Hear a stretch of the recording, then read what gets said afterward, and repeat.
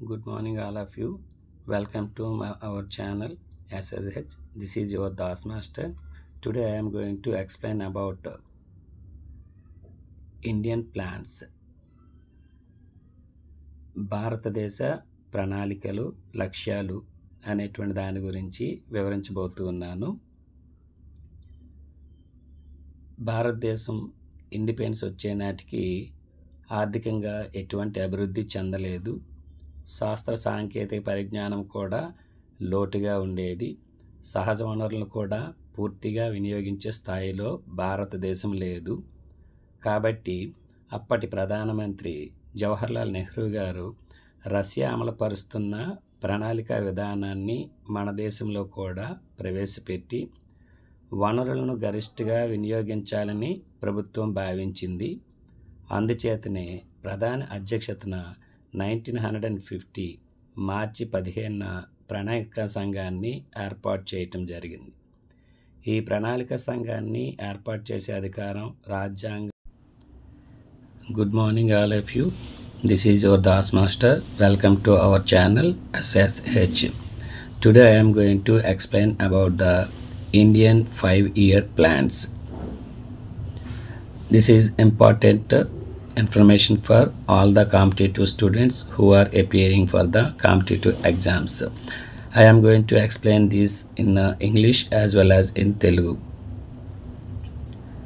భారతదేశ ప్రణాళికలు లక్ష్యాలు. స్వాతంత్రం వచ్చే నాటికి పెట్టుబడి శాస్త్ర సాంకేతిక పరిజ్ఞానం కొరతగా ఉండటం వలన సహజ వనరులను పూర్తిగా ఉపయోగించే స్థాయిలో భారతదేశం లేదు. కాబట్టి రష్యా అమలుపరుస్తున్న పంచవర్ష ప్రణాళిక విధానాన్ని మన దేశంలో కూడా ప్రవేశపెట్టి వనరులను గరిష్టంగా వినియోగించాలని ప్రభుత్వం భావించింది.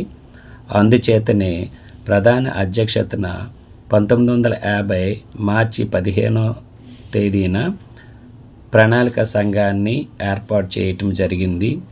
ఈ ప్రణాళిక సంఘాన్ని ఏర్పాటు చేసే అధికారం రాజ్యాంగం నుంచి పొందలేదు. కాబట్టి ప్రణాళిక సంఘం ఒక రాజ్యాంగేతర సంస్థ, నాన్ కాన్స్టిట్యూషనల్ బాడీగా చెప్పడం జరుగుతుంది. దీనికి చట్టబద్ధత లేదు.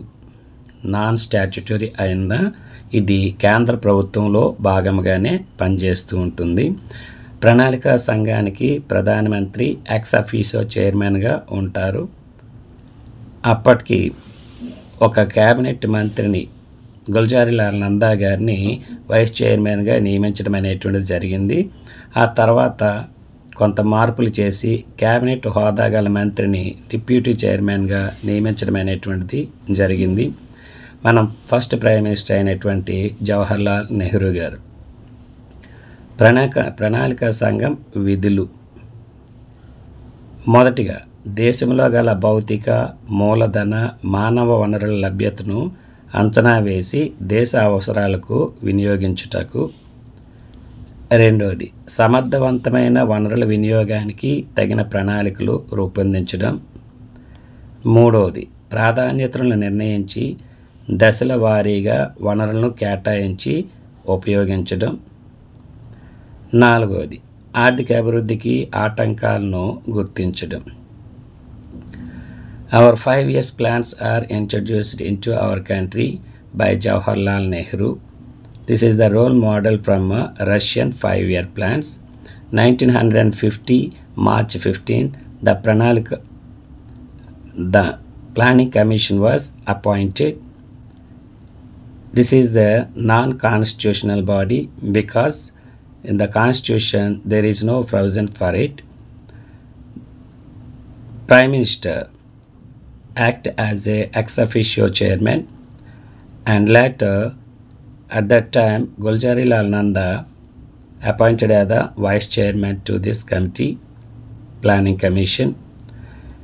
Later it had changed to a special cabinet minister appointed as a deputy chairman to this Planning Commission.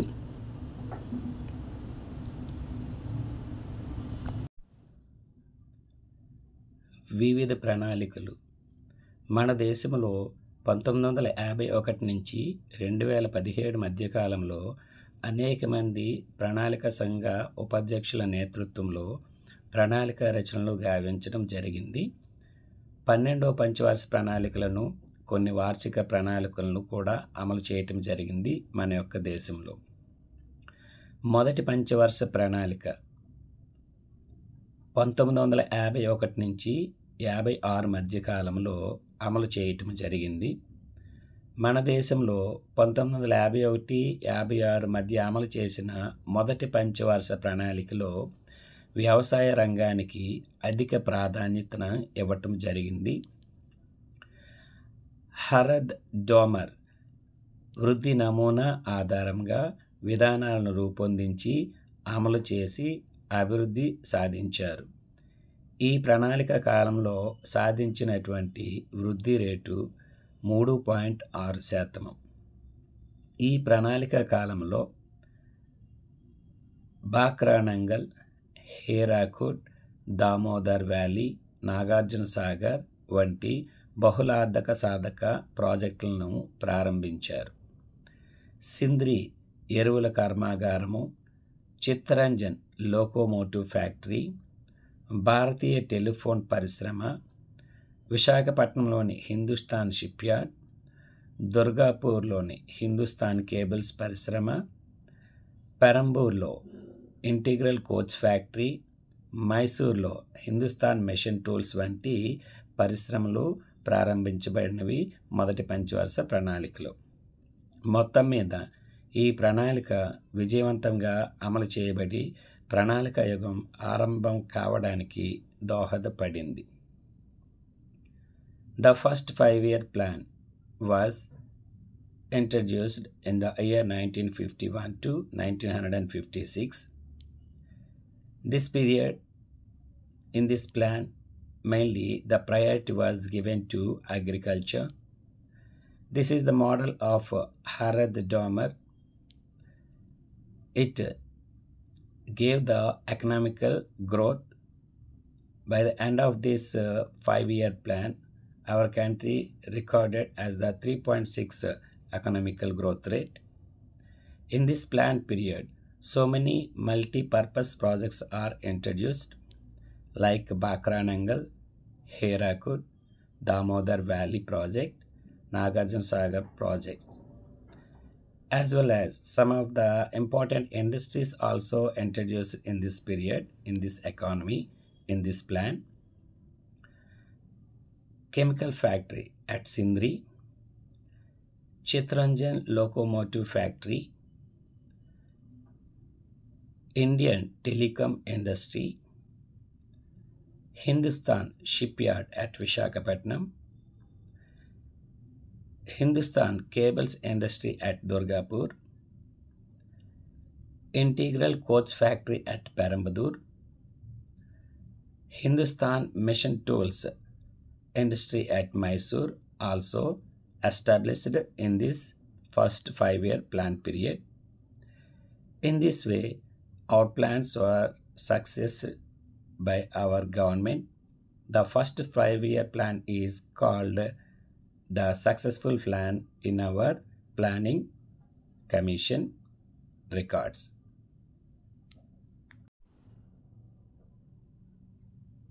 Second 5-year plan, రెండవ పంచవర్ష ప్రణాళిక 1956 నుంచి 1961 మధ్య కాలంలో ప్రవేశపెట్టడం జరిగింది. ఈ రెండవ పంచవర్ష ప్రణాళికలో అధిక ప్రాధాన్యతను పారిశ్రామిక రంగానికి ఇవ్వటం జరిగింది. మహల్నోబిస్ 4 రంగాల వృద్ధి నమూనాగా దీనిని పేర్కొనటం జరుగుతుంది. దీనిని పరిశ్రమలు, రవాణా ప్రణాళిక అని కూడా పిలవటం అనేటువంటిది జరుగుతుంది. రూర్కెలా, బిలాయ్, దుర్గాపూర్ వంటి భారీ ఉక్కు కర్మాగారాలను, నైవేలి లిగ్నైట్ కార్పొరేషన్ను ఈ ప్రణాళిక కాలంలోనే ప్రారంభించడం జరిగినది. అందుచేతనే దీనిని ధైర్యంతో కూడుకున్న ప్రణాళిక అని మన దేశంలో చాలామంది ఆర్థిక శాస్త్ర నిపుణులు చెబుతూ ఉంటారు. ఈ ప్రణాళికలో అసంతులిత వృద్ధి వ్యూహానికి ప్రాధాన్యత ఇవ్వటమైనది. ఇది భారత ఆర్థిక వ్యవస్థను సామ్యవాద రీతి సమాజ స్థాపన దిశగా నడిపించేందుకు దోహదపడింది. ఈ ప్రణాళిక కాలంలో 4.1% వృద్ధి రేటు సాధించడం జరిగింది. In the second 5-year plan, the top priority is given to industries. This was introduced by Mahalanobis. And industries and transport is the main priority for this plan or in this plan. Rourkela, Bhilai, Durgapur steel industries established. Neyveli Lignite Corporation also established in this period. In this period, the growth rate recorded as the 4.1%. మూడవ పంచవర్ష ప్రణాళిక 1961 నుంచి 1966 మధ్యకాలంలో దీన్ని ప్రవేశపెట్టడం జరిగింది. స్వయం సమృద్ధి లక్ష్యంగా 1961-66 మధ్య మూడవ పంచవర్ష ప్రణాళికను అమలు చేశారు. ఇది అశోక్ మెహతా నమూనా ఆధారంగా ప్రారంభించబడింది. 1962 భారతదేశం చైనాతో యుద్ధాన్ని ఎదుర్కోవలసి వచ్చింది. 1965 పాకిస్తాన్తో యుద్ధాన్ని ఎదుర్కోవలసి వచ్చింది. ఇదే సమయంలో మన దేశంలో కరువు, సకాలంలో విదేశీ సహాయం అందకపోవడం వల్ల అనుకున్న లక్ష్యాలను సాధించలేకపోయింది ఈ యొక్క ప్రణాళిక. అయితే రష్యా అనేటువంటి దేశ సహకారంతో బొకారో ఐరన్ అండ్ స్టీల్ ఇండస్ట్రీని 1964లో ప్రారంభించడం అనేటువంటిది జరిగింది. The third 5-year plan was introduced during the period 1961 to 66. The main aim of this is to get self-sustainable development. This is the model of Ashok Mehta, but this was failed because our country faced so many wars with our neighboring countries. Mainly 1962 we faced war with China. In the 1965 we faced war with Pakistan. At the same time, droughts and famines also occurred in this period, so that our country could not achieve the fruitful results. But Russia gave their helping hand to our country to establish iron and steel factory at Bokaro in the year 1964.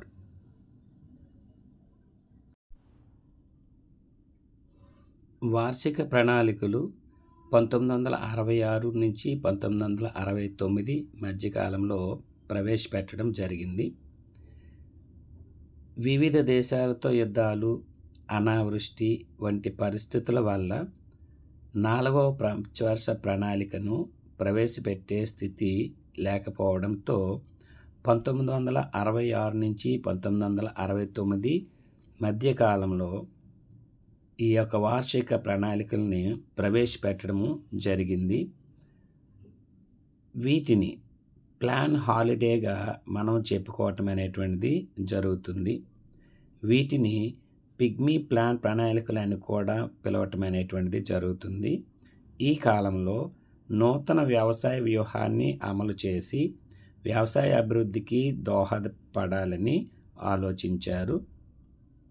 ఆహార ధాన్యాలు, ముఖ్యంగా గోధుమ ఉత్పత్తి గణనీయంగా పెంచడం అనేటువంటిది జరిగింది.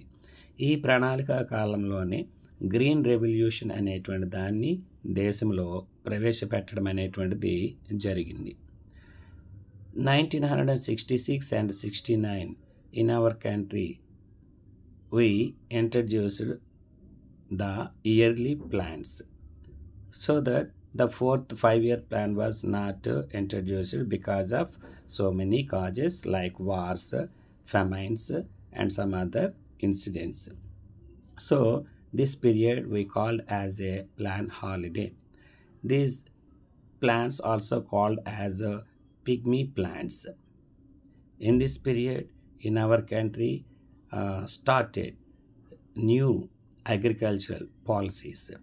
In this period our country introduced green revolution.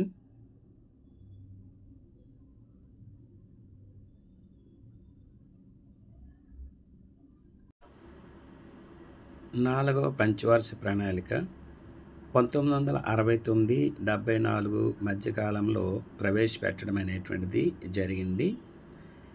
ఈ ప్రణాళికలో స్థిరత్వంతో కూడిన వృద్ధి, స్వావలంబన లక్ష్యాలను ప్రాధాన్యత ఇవ్వటం జరిగింది. ఈ ప్రణాళికకు అశోక్ రుద్ర, అలెన్, ఎస్ మానేల నమూనా ఆధారమైంది. అయితే గాడ్గిల్ ప్రణాళికగా దీన్ని చెప్పుకోవచ్చు.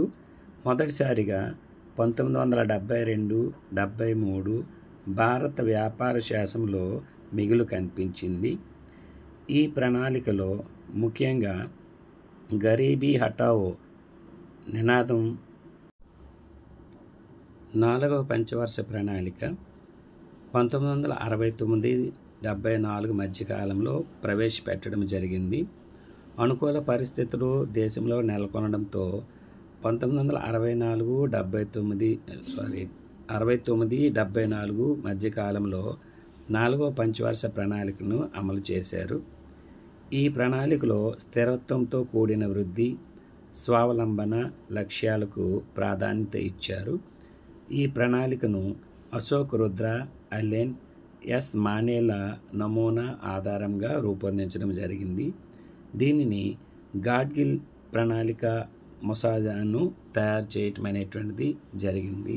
ఈ ప్రణాళికను గాడ్గిల్ ప్రణాళిక అని కూడా పిలవటం జరుగుతుంది.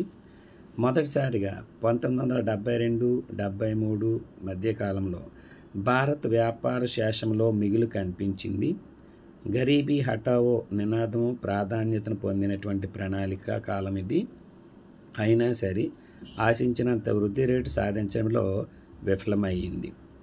The fourth 5-year plan was introduced during the period 1969-74. During this period, the government wants to get sustainable development with growth. This model was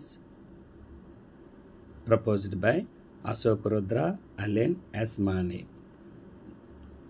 This plan also called as Gadgil plan because Mr. Gadgil was prepared this plan completely. First time in 1972 and 73 in business, our country got some growth. The Garibi Hatao also one of the slogan was given by Indira Gandhi in this period, but the growth rate was not sufficient, so that this plan was failed. 5-year plan 1974-78 కాలంలో భారతదేశంలో ప్రవేశపెట్టడము జరిగింది. పేదరిక నిర్మూలన, ఆర్థిక స్వావలంబన లక్ష్యాలతో ఇది అమలుపరచబడింది. రాజకీయ కారణాల వల్ల 1978లో ఈ ప్రణాళిక ముగిసెను. దీనిని పేదరిక నిర్మూలన ప్రణాళిక అని కూడా పిలుస్తారు. కనీస అవసరాల కార్యక్రమాన్ని, 20 సూత్రాల కార్యక్రమాన్ని, పనికి ఆహార పథకాన్ని ఈ కాలంలో ప్రారంభించడం జరిగింది. ఈ ప్రణాళికలో లక్ష్యం కంటే ఎక్కువ వృద్ధి సాధించడమైంది. సంవత్సరం ముందుగానే ఈ ప్రణాళికను రద్దు చేయటము జరిగింది. 5-year plan 1974 to 1979-78. In this plan, the first priority was given to eradication of poverty.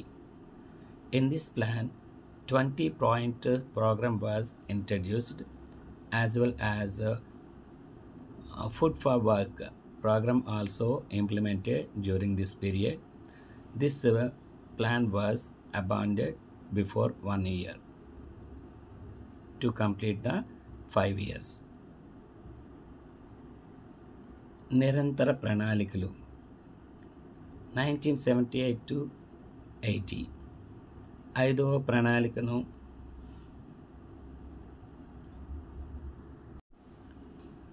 నిరంతర ప్రణాళికలు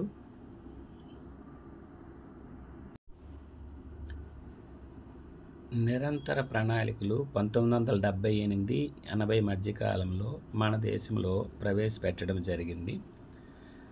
ఐదో పంచవర్ష ప్రణాళికను 1 సంవత్సరం ముందుగా రద్దు చేసి జనతా ప్రభుత్వము దీనిని ప్రవేశపెట్టింది.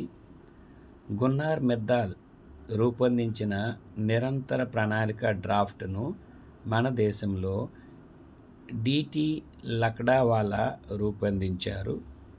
ప్రఖ్యాతిగాంచిన ఐఆర్డిపి పథకము 1978-79లో ప్రవేశపెట్టబడెను. ఐఆర్డిపి అనగా ఇంటిగ్రేటెడ్ రూరల్ డెవలప్మెంట్ ప్రోగ్రామ్. ఈ ప్రణాళిక కుటీర చిన్న పరిశ్రమలకు ప్రాధాన్యత ఇవ్వటం అనేటువంటిది జరిగింది. ఆరో పంచవర్ష ప్రణాళిక 1980-85 మధ్యకాలంలో ప్రవేశపెట్టడం జరిగింది. పేదరిక నిర్మూలన, ఉపాధి కల్పన, సాంకేతిక స్వావలంబన లక్ష్యాలతో ఆరో పంచవర్ష ప్రణాళికను అమలు చేశారు. పెట్టుబడి, అవస్థాపన సౌకర్యాల కల్పనకు ప్రాధాన్యత ఇచ్చారు. దీనిని నిరుద్యోగ నిర్మూలన ప్రణాళిక అని కూడా అంటారు. దీనిలో అధిక కేటాయింపులు శక్తి రంగంపై జరిగాయి. ఆశించిన వృద్ధి రేటు 5.2 కాగా సాధించింది 5.7%. అందుచే రాజకృష్ణ పేర్కొన్న హిందూ వృద్ధి రేటును ఈ ప్రణాళిక అధిగమించింది. ఈ కాలంలో ఎన్ఆర్ఈపి, డ్వాక్రా, ఆర్ఎల్ఈజీపీ వంటి పేదరిక నిర్మూలన పథకాలు ప్రవేశపెట్టడం జరిగింది. ఇది పేదరికంపై ప్రత్యక్షంగా దాడి చేసినట్లుగా మనం చెప్పుకోవచ్చు.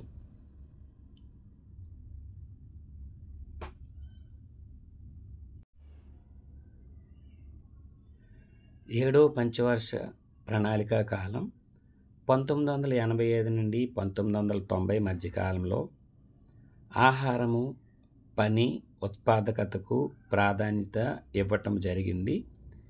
దీనిలో మహల్నోబిస్ వ్యూహాన్ని అనుసరించలేదు. కొంతవరకు వకీల్ అండ్ బ్రహ్మానందాల వేతన వస్తు వ్యూహాన్ని అనుసరించటం జరిగింది. దీనిలో అధిక కేటాయింపులు శక్తి రంగంపై చేయటం వలన దీనిని శక్తి ప్రణాళిక అని కూడా అంటారు. ఈ కాలంలో రాజీవ్ గాంధీ ప్రణాళిక సంఘం అధ్యక్షుడిగా, మన్మోహన్ సింగ్ ఉపాధ్యక్షుడిగా ఉండటం వలన దిగుమతులను, లైసెన్సులను సరళీకరించడం జరిగింది. 5% వృద్ధి రేటు ఆశించగా 6% వృద్ధి రేటు సాధించడం జరిగింది. వార్షిక ప్రణాళికలు 1990-92 మధ్యకాలంలో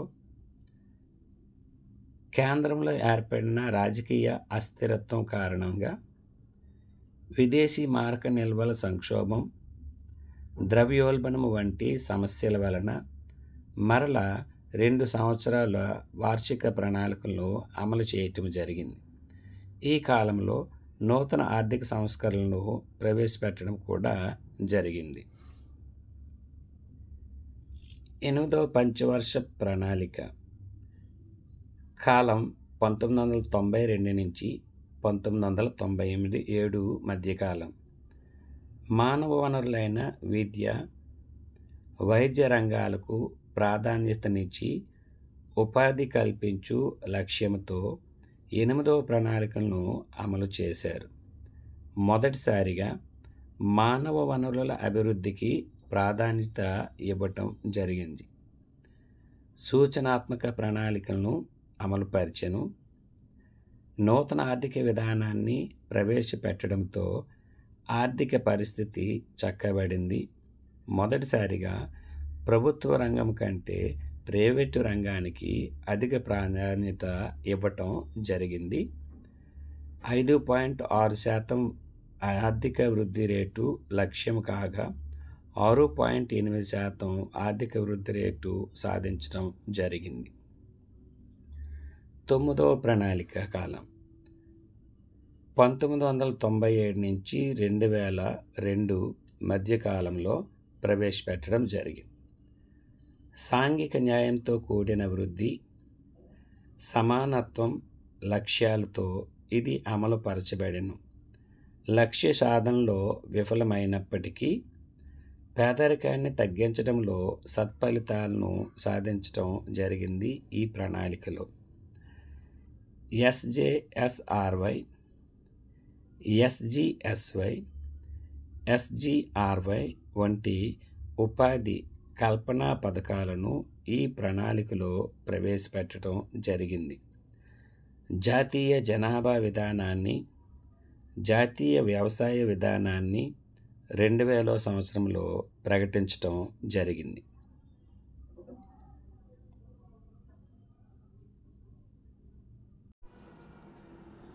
10వ పంచవర్ష ప్రణాళిక 2002-2007 మధ్య కాలంలో మన దేశంలో ప్రవేశపెట్టడము జరిగింది. దీని యొక్క ముఖ్య ఉద్దేశం ఏమనగా 8% గ్రోత్ రేట్ అనేటువంటిది పెంచాలనేటువంటి ఉద్దేశంతో ప్రవేశపెట్టడం జరిగింది. అదేవిధంగా 15% నిరుద్యోగతను తగ్గించాలని టార్గెట్స్ కింద పెట్టుకోవటం అనేటువంటిది జరిగింది. దీనిలో ప్రాంతీయ అసమానతలను తొలగించడానికి కూడా రూపకల్పన చేయటం జరిగింది. అదేవిధంగా 10 మానిటరబుల్ టార్గెట్స్ని ప్రకటించడం జరిగింది. పొదుపు పెట్టుబడుల లక్ష్యాన్ని మించినప్పటికీ పేదరికాన్ని, నిరుద్యోగితను అనుకున్న స్థాయికి తగ్గించలేకపోయాము ఈ యొక్క ప్రణాళికలో. 11వ పంచవర్ష ప్రణాళిక 2007 నుంచి 2012 మధ్యకాలంలో ప్రవేశపెట్టడం జరిగింది.